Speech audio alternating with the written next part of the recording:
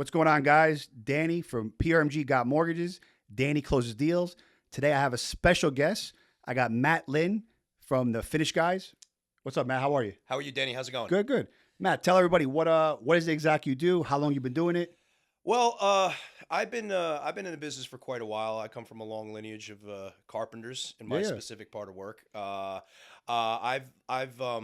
personally am a carpenter. It's something I love to do. I've been in the business now probably for about, I'd say, over 20 years. Oh, wow. You know what I mean? So I've got a lot of experience in it. We specialize obviously in additions, kitchens, bathrooms. We handle every aspect of construction. We're mostly focusing on additions now, and obviously custom home building. It's the broader perspective of my business is to obviously take it to the next level, is to become a custom home builder, which is the most important thing. Wow, awesome. Yeah, to the next step. Yeah, yeah. So Yeah. you got a lot of experience in this. Yeah, no, quite a lot, quite a lot. Wow. So what separates a good contractor, right, from someone who's just good at doing construction? It's a great question. I think the one thing that separates a good contractor from just somebody doing construction is the fact that obviously communication is a big part. Sure, You know, sure. It's probably the biggest part. But also giving the person the comfortability that you can execute the project, knowing that anything that's a difficult task that they might see as a difficult task, that you can maneuver through it. Sure. Which is very important. I think that separates us. And I think a lot of times when people are just in construction, it's more about showing up and just getting the job done and not really understanding the back end of it. You know what I mean? Which yeah. permitting and things of that Sure, nature. You know what I absolutely. mean? Very difficult, but it's something that I think we pride ourselves on, being individual about. So Matt, you said communication is important to homeowners, right? Now, I want to hone in on that. So besides communication, what do you think homeowners expect from a good contractor? Like, what is the most important things? Obviously, communication, like you said. What else do people look for that's really important when they hire a contractor? I think one of the biggest things is obviously gaining your trust for that person. I mean, obviously you're giving them you're spending a large amount of money, a big investment on your home or your property, and you want to be able to make sure that you're Absolutely. comfortable. You want to be knowing that that person is confident and willing to know that he can maneuver through any type of problem and be able to execute it in a way that can make you comfortable and obviously get the job done in a timely manner. I think that separates us for sure, 100%. Sure, sure. Yeah. Now, do you feel nowadays, because I know the economy is a little different too, is like price a big factor? Quality is a big factor. Do a lot of people care more about price than the quality, or they want kind of like the best of both worlds? That's a good question too. I think it's about demographic, right? So specifically in like Sure. certain locations, obviously in certain zip codes, let's say Yeah, yeah. they're a little bit more higher end, where they don't necessarily harp so much on the actual budget. They're more so concerned about the quality, but they're also concerned about you being able to handle it and some of the, obviously being confident about, like I said before, just being able to execute the job, making sure everything goes smoothly. You know what I mean? So And on time, I'm assuming. of course, That's no, probably 100%. that's probably one of the biggest ones, right? Oh yeah, not even a question. Yeah, Yeah. being on time is the most. Because if I'm going to lose important my kitchen for like a month and now you take 2 months, thing. Yeah, like that's unexpected. I'm going to be like, what the heck, man? 100%. Yeah. And also too, sometimes people have like an unrealistic expectation, of what they really want when it comes down to like, I spent this much money. This should look like the Taj Mahal. When reality is like it's more so to go back to the point like you mentioned, is like it's not necessarily about how much money you're spending, but also the person that's doing the project, right? How much they're going to put their time and effort into it. Are they going to go the extra mile? Sure. You know what I mean? That's the most important thing. You Absolutely. know what I mean?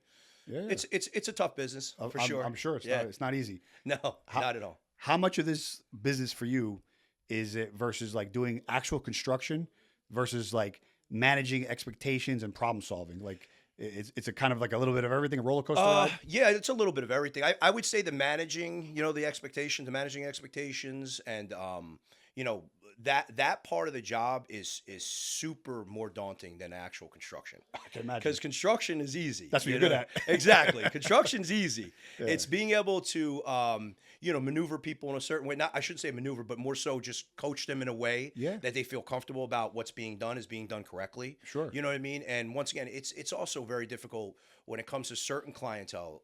They can be a little misjudging on how things are being executed, right? Yeah. So they're in their mind, they have a way things are being executed, but they don't understand the reality of what it takes to execute that. Sure, sure. You know what I mean? So it's definitely It's definitely a daunting task, like I said I before. can You know, to imagine. be able It's to more mentally draining than physically. for sure. And I Yeah. think personally, I think like I said, the construction part's easy. Yeah. The managing part and behind the scenes and Explaining. and then obviously dealing with the towns and dealing with everything that comes along with, obviously getting that job done. It becomes it's almost if not twice as hard than doing the actual project. Now, You know? do you find that, because it just popped in my head too, do you find that in the middle of a job, like I say, you're doing a big job, kitchen, bath, like $100,000 job, whatever, Sure. do a lot of people change the job halfway through and like say, oh, you know what?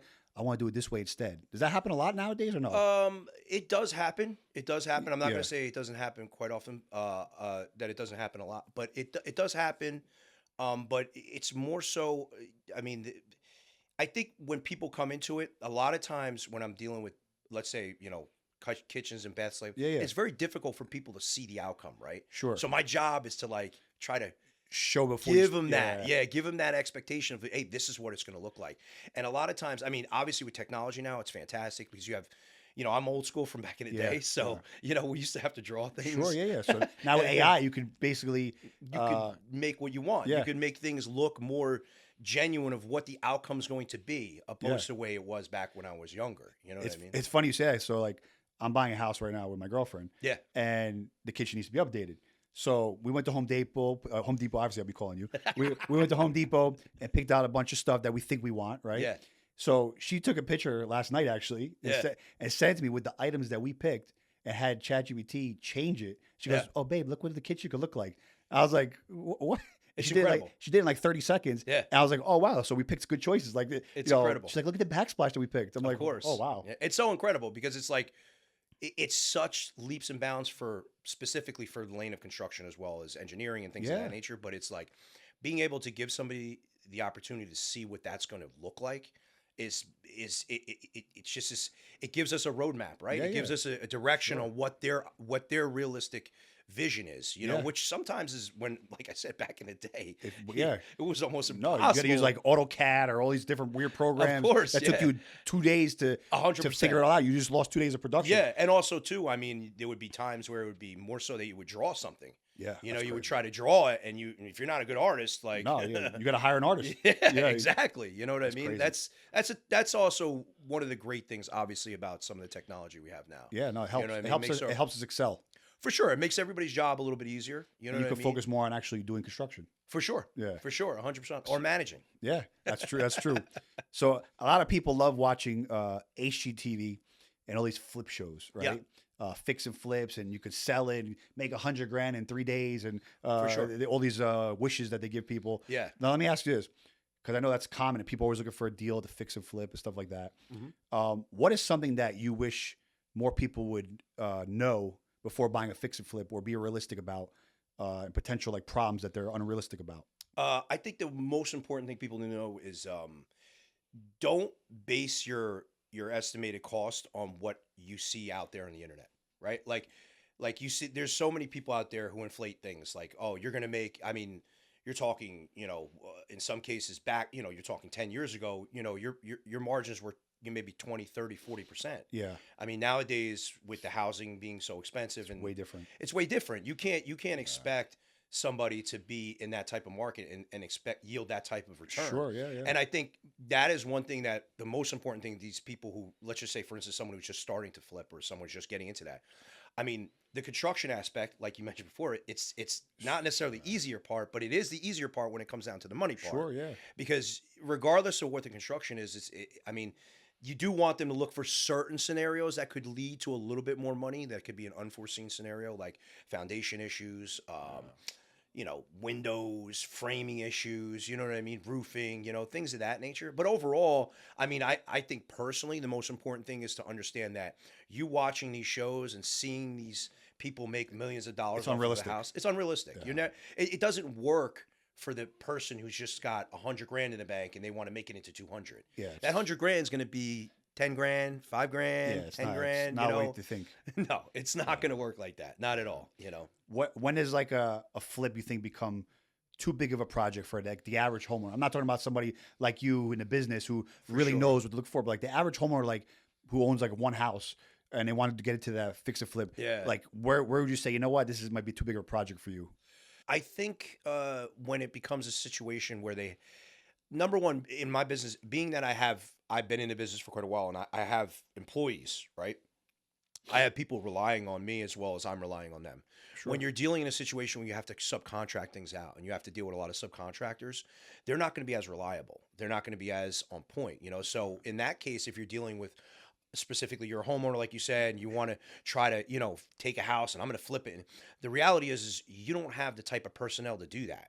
You don't have that outlet to do that. So you're going to be digging yourself in a big hole, relying on people that might not show up, relying on people that want their money up front before they get the job done. It's a really, really messy situation. It wouldn't be recommended for sure for anybody that I would know. I mean, I agree. it's about anything else. You need that experience. Yeah, and you can lose a lot of money very quickly. 100%. Yeah. 100%. Yeah. So now, speaking of renovating and flipping and stuff like that, I see most people, right? They want to do the kitchen first. Yeah.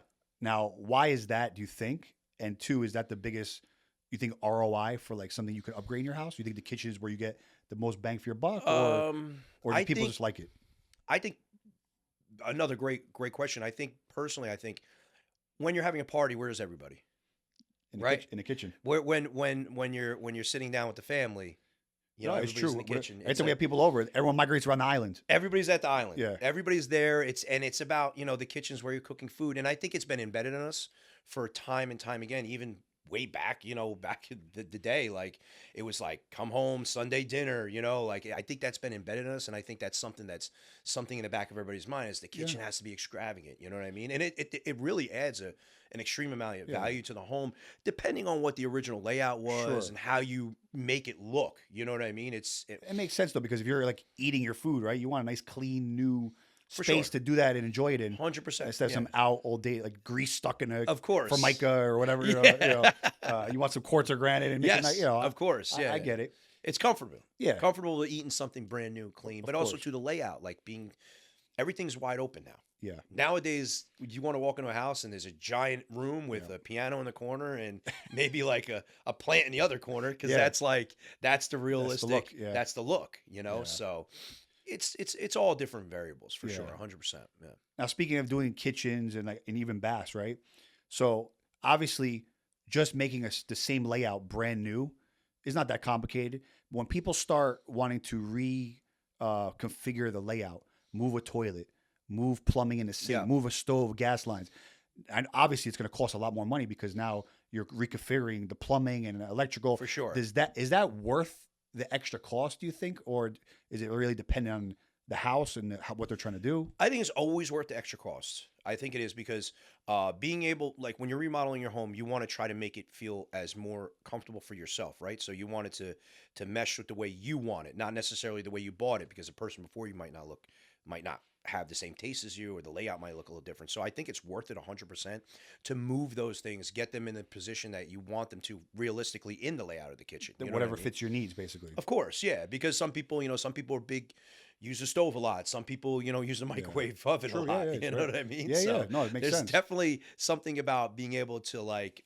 customize it to Sure. your own general opinion. You know Yeah, I what mean, I got some houses, and you open a dishwasher and it hits the refrigerator. Yeah, yeah, Like the no. layout is just crazy, stupid. course, Like yeah, some yeah, of these no, 100%. houses from back in the day, I don't even know Yeah. what they were thinking. They were No. they were really doing. Well, it's very some, confined back in the day. True, yeah, in the things were early tight. 90s. There's a lot of walls everywhere. Separation was a Yeah. big thing. You know what I mean? Yeah, and, yeah. and now things are, like I mentioned, wide open. Everything's open. Everything. You know what I mean? You want it to look modern, it's got to be open. you know? Absolutely. Less walls is better. Yeah, I see like a lot of people. I mean, even me. I love a nice kitchen island, right? For sure. But I do see some of these homes. They try to squeeze these islands in spaces that don't really belong. Yeah. Now, do you think that's a smart move, a bad move, and do you try to talk customers out of it? If they want, because if they're really demanding, I want an island, but you really say, you know what, the flow of this kitchen is not going to work. Yeah. Like, is it worth squeezing it in there if you can, or sometimes you advise them, no, there's another way we should do this kitchen. No, there's always an expectation from customers, right? That's a great question because it's like people have expectations on things, right? But it's your job to kind of maneuver those expectations. Let them know what the cans and can'ts can be done in that specific space. So a lot of times I run in situations where people are trying to squeeze them in there. Yeah, for sure, 100%. But there are options depending on the size of the kitchen where maybe you remove a wall or maybe a peninsula is more Oh, that makes sense. Yeah, you know what I yeah, mean? yeah. More suitable for that specific area. You know what Yeah, I mean? yeah. So I think I try to steer people in a direction that I would feel comfortable with, right? Like how the layout would be for me. Yeah, comfortable. Like it would be comfortable. Of course, Makes opposed sense, to yeah. like, Just hey, trying yeah, to it looks good. Just yeah, put just it trying there. to sell it. Just try, yeah. An extra No piece of problem. grand, I'll make an extra $1,000. Exactly. Yeah, Exactly. I get it. You know what I mean? But you make a great point too, because in reality is regardless of, it's a job or whatever, it is putting your name on it, right? Yeah, So it is showing a representation of you and how your business is sure. run. You know what I mean? If you want to be able to have that certain, characteristic or certain, however you would say, like reputation about yourself, it's about Well, you caring you about want the them to be job. happy. You know what? Matt gave me the right advice. I'm going to refer him to my cousin and my course, sister, or 100%. whoever else. Yeah, I mean, sure, the money is about the money, but at the end of the day, it's also about having a little pride in what you do. Yeah. You know Well, what that's I the mean? key. A lot of people don't. They just want that quick check and on to the next one. That's why I'm so successful. You've been with 20 some years for a reason, right? Yeah, because I don't look at it as a check. Yeah. I'm delivering something for you, You for enjoy it. value. Yeah, Yeah. and I enjoy Yeah, it. I'm that's a awesome. carpenter at heart. You know, Yeah. that's what I love to do my entire life since That's I was awesome. a kid. You know what I mean? That's awesome. It was great. Yeah, So I know that's now the second biggest thing is people love a nice new bathroom, right? for sure. Now, do you have any tricks or tips for people to make a bathroom look a little more upscale and elegant, but without the crazy cost involved? Like, is there things you could do to a bathroom to make it look really nice without a fortune? Or There are some different maneuvers. Once again, everything is contingent on the layouts, right? So however big the space is, then we could try to maneuver the best we can through it. A lot of times, big mirrors can make things look obviously more open, more bigger. Great lighting. I'm always harping on lighting. Natural lighting is key. that changes a lot. A lot. It changes a lot in every space. Natural lighting is so elegant, and it lets so much things be visual for people. You know So what I like mean? bigger windows, skylights, stuff like that. 100%. You know what I mean? Yeah. And there are different ways. Obviously, like I mentioned, everything's contingent on the layout. So whatever the layout is, we have to kind of tailor to it, right? You have to retrofit things to make it Yeah, happen. yeah. So, I mean, as far as inexpensive ways, realistically, there's really not. Yeah, Everything yeah. is You see- coming with a cost. It comes with a cost. You know what I It makes mean? sense. Yeah, yeah. Obviously, because it's everybody's looking to skimp, but really, you should wait till you have the money to do the project you want. Do it right the first time. That's a great point too, because there are many times customers will come to me, right, and they'll simply say to me, they'll say, hey Matt, I just want to do. We're just thinking about taking the tile down Yeah, here. a And then we're facelift. gonna- yeah. Yeah. And it's like, well, it's $2,000, but it's going to cost $7,000 to do the bathroom. Just save the money. Yeah, wait till you have $7,000. Wait do, till do you the have whole the thing $7,000. over. Of course. Why Yeah. waste your money on something you're not necessarily happy with? Correct. You're just settling with it, right? Yeah, you're just trying to do a little improvement just to be a little happier. just to be happy with it when you Yeah. could save the money and be actually astonished by Yeah. it. You know what I mean? Which is a more important. And if it takes another year, it's worth waiting another year 100%. and do the right job you actually want to do. 100%. Yeah. 100%. That's the hardest That part. makes sense. Yeah. When you demo, like obviously you guys demo the bathrooms and kitchens before you start the work. When you demo these kitchens and baths, are there any common problems that you see and that are going to end up being an extra cost? Like, is there any common issues that you see a lot in these homes that they skimp on? Well, really, in builders' grade homes, you see this quite a lot, right? So you see builders' grade homes that are just barely waterproof when it comes to the shower, the tubs, things of that nature. So there's a lot of imperfections there, and a lot of times when we demo them, we'll see things like rotted floors, joists are rotted, things of that nature. Yeah. Around the toilet, sometimes the toilet flanges aren't put down so well, wow. or underneath the sink. You always get the thing commonly underneath the sink where Yeah.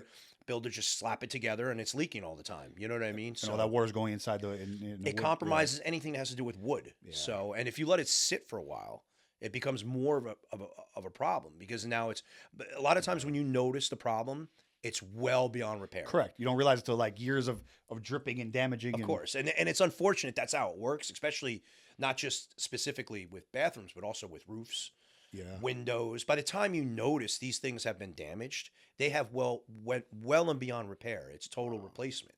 That's So true. Yeah, it's true. it's about timing. You know what I mean? So in this market, right, a lot of people that are growing their families and stuff like that, and they have unfinished basements. I notice now, instead of like upgrading to a bigger home because they're happy with their low mortgage rate or whatever the case is, they want to either expand their home or turn a basement into a livable space. Now, is there something that homeowners should look for before deciding to turn a basement to like a bar or a living room or an extra bedroom? Is there things that they should really look for, or it's not always a good idea to do that? The only time that becomes a real bad case scenario is if you're dealing with like a well and septic scenario, right? So if you have a septic, your house is designed specifically for the septic that has that amount of bedrooms in there. So if you're adding livable spaces, not necessarily bathrooms, people get, but it's more so like adding a livable space. So you can't necessarily call it a bedroom. So if you're adding another bedroom and your home is specifically rated, that septic tank itself is only for a 4-bedroom house, I it's got you. most likely going to be a problem 'Cause you need a bigger system. that you're going to need a bigger system. Yeah. You know, so a lot of times there's ways around it, you know, especially with basements, you know, where we'll specifically say it's an office area or a playroom. Sure, or, sure. You know what I mean? There's ways around that, you know, Yeah, yeah. in order not, or gym to not have to worry about messing with the septic. And realistically, it's about what the town wants for their money. Yeah.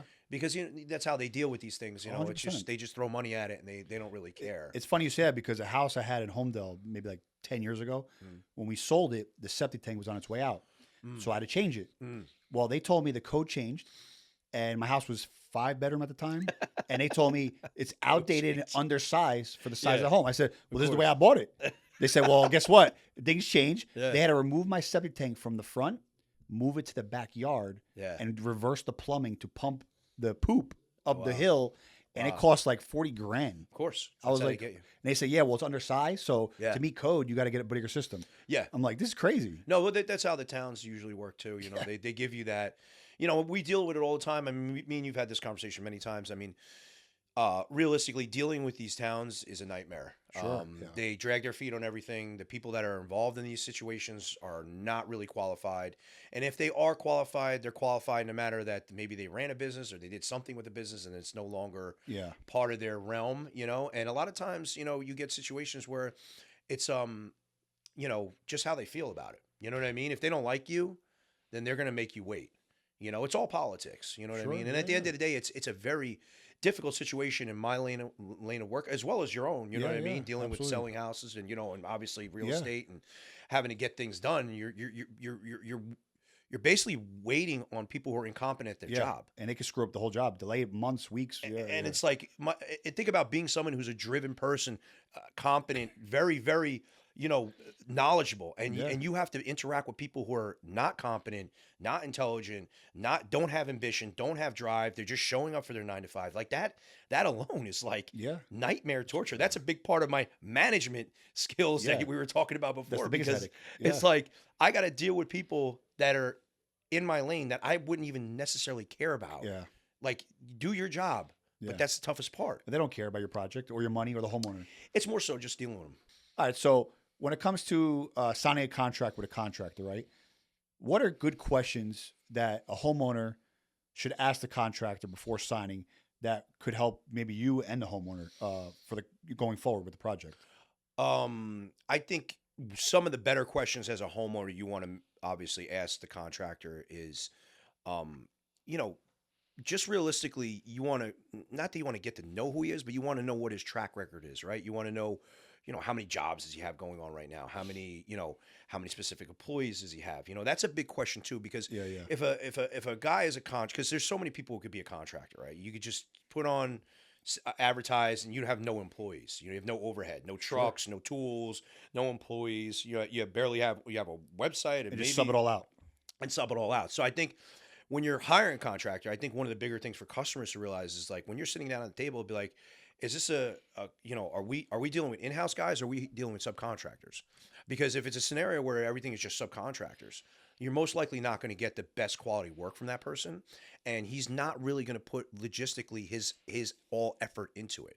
Like you'll see most of my customers when I deal with them, they say to me quite often, and I had this one customer say to me in the basement, he goes, Matt, let me tell you something. He goes, I'll tell you what's killing you. And I said to him, Steve, his name was Steve. He said, what's that? And he goes, you always pick up your phone.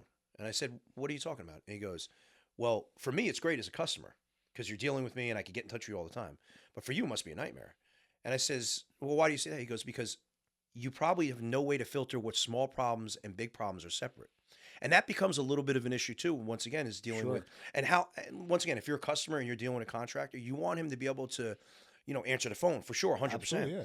But you also want him to be there when the big problems are occurring. That's why I tell customers all the time, they're like, well, are you going to be on the job? I said, if I'm not here, that means there's no problem. Because when I'm here, there's a problem. There's a problem. So the less that I'm here, the better that it is. Well, plus they're your own guys, so your own guys know how you want the work done. Of course. You have expectations, Of course. and they know obviously if they're not doing that, they're not going to be working for you. And that's another thing too. Like people don't realize, like I'm not just I'm not a boss. I'm a leader. So at the end of the day, I'm a hell of a carpenter myself. Yes, you get in there and you can grab a hammer. I and, can you do know, it, but that's why I'm so good at it, because I have the experience of being that guy. I am there. I mean, you would never, want to hire somebody who wasn't experienced in that lane to walk you through something. You know what I mean? I'm not going to ask the doctor how to change the brakes on my car. You know what I mean? It doesn't work that well. Sure, You know what I absolutely, mean? yeah. And that's something as a customer, if you're sitting down at a table, you kind of have to read from the person. You know what I mean? You got to be like, okay, well, is this guy a salesman, or does he really know how this works? Which is Yeah, important 100%. for sure. Yeah. When people do these renovations, right? Are there certain things that you think bring better return on investment when people do like a kitchen, bath, or roof, whatever it is? What do you think brings like the most? What are the top renovations? Well, once again, conversation we've had, right? And I've had it with many realtors and a lot of my colleagues. The realistic thing is adding square footage to your home is by far top dollar. So more space. More space is going to be the top of the list, because I mean, realistically, like we've had this conversation, like I said before, is you have places that are selling price per square foot $700, $600, $800 a square foot. Us as a contractor is putting these additions on your house for $300, $350 a square So foot. basically, you're almost doubling your money right there. There's no way to lose. Breaking even is the worst possible case scenario. Yeah. You know what I mean? So adding square footage is realistically, I mean, kitchens, bathrooms, flooring and painting, all well and good, but adding the extra square footage, the extra bathrooms. That makes sense because that extra space, I can do what I want with if I buy your house. If you Exactly. put a new kitchen or bath in, I might not love the style. It might be new, Yes. but I might not love it, No. and it's not going to be a value to me No. like it is to you. Of course, 100%. And that's a great point, because people makes don't sense. realize that. I didn't even think You know about that. Like the adding Yeah. square footage makes the most sense. I didn't even, honestly didn't even come to my mind. When it comes to realistically, when you're investing in your home, that's going to be the biggest return on your investment. That's a great one. Yeah. 100%, because there's no way you're adding square footage to your home and you're losing out on it. You're essentially getting it for half the Yeah. price. Well, it makes sense too because when you get an appraisal done, you buy a house, they calculate the square footage. That's the main thing that they use to compare other houses. Of course. Oh, now you have 4,000 square feet instead of 35. Well, guess what? We're going to compare your comps to other 4,000 square foot homes. And on top of it, you're getting it for half the price. Yeah. You're getting a price per square foot at, let's just say, in like Wall Township, it's $700 a square foot. Wow. In some areas it's $750, Even if at the low end it's $650. I'm doing an addition adding for half. $300. Yeah. Wow. Like it's a no-brainer. You know what I mean? And listen, being able to obviously sit at the table and talk to people about it and coach them through it, but also having a reliable source like you to get Yeah, people yeah. through the finance part too. That makes sense. I mean, it's a no-brainer. wow. You know what I mean? I didn't even think about it. That's great. Yeah, 100%. Now, 100%. now let's flip it the other way, right? What renovations do you see that people either regret or kind of not make out as well, or just regret in general is something they might do to the house in 5 years say, fuck up. Well, excuse my language, but I why'd don't I do that? know. Not necessarily people regret so much, but I think like for specific things, it's like it's all depends on the taste of what they like, right? So like I don't really necessarily think anybody Not- does anything regrets that's it. a regrettable situation, more so that maybe they overpaid for it and they regret the fact that they overpaid Yeah. for something. Or maybe a style that they do. Or maybe a is- style. Maybe yeah. I mean sometimes when people with like overheads, like porches, like covered porches and stuff, sometimes I guess people could get old about that because it's not necessarily part of the house. It's the Correct. exterior of the house, and you're only out there for so many days out of the year. You know what Sure, I mean? yeah, yeah. So I don't really see people really regretting certain specific things that they do with the house. All right. Now I want to end on this. So Yeah. when people do these big projects, right? Kitchens, baths, additions, basements, the whole nine, right? Do you see them having a lot of? And I'm gonna ask this because I'm a lender, obviously. For sure. Is the big problem it coming up with the money and figuring out how they're gonna pay for it? For sure, 100%. That's and obviously once again, like that I related to you before is it's fantastic that me and you have connected. Yeah, yeah, you know what I absolutely, mean? yeah. Because it gives me the option to give these people, once again, like I say, the comfortability, right? Sure. The knowing, the confidence of knowing that not only can I do the project, but I could realistically fund the project. Because a lot of these people who wants to, like, some people aren't financially flush like Yeah, that. So yeah. they're bound to the situation that the only thing that they have is the equity in their home. And someone like you can come in and you know what I mean, Yeah, and get say, them- listen, yeah. we could pull the equity out of your home. and Matt can take care of this. Matt can build this for you. I love You it. know what I mean? And give them that excitement of not knowing that they gotta save up for 18 years of their life Sure. in order to spend $100,000 or whatever, vice versa. Yeah, You know what yeah, I mean? that makes sense. It's a matter of being, giving the people that avenue. I think it's going to be a great, a start of a great relationship, obviously between me and you, Yeah, and absolutely. and obviously when I bring this to the customers is knowing that they can realistically not just hire me for the job, but I can get them to the point where they can afford the job, Absolutely. which is great. I love it. You know what I Yeah. mean? Yeah. Well, listen, Matt is the real deal. I've seen his work. He does it on time. He does it for a fair price. The quality is amazing. If people want to shoot you a message or find you on like Instagram or anything like that, where's a good place to find you? You can find us at The Finish Guys 2099 at Instagram. The Finish Guys on Facebook. We're on there as well. You can always just call me 732-850-5420. But we're here turning customers' dreams into realities, and that's what we're about. Love it, man. Thank you. Thanks, Danny.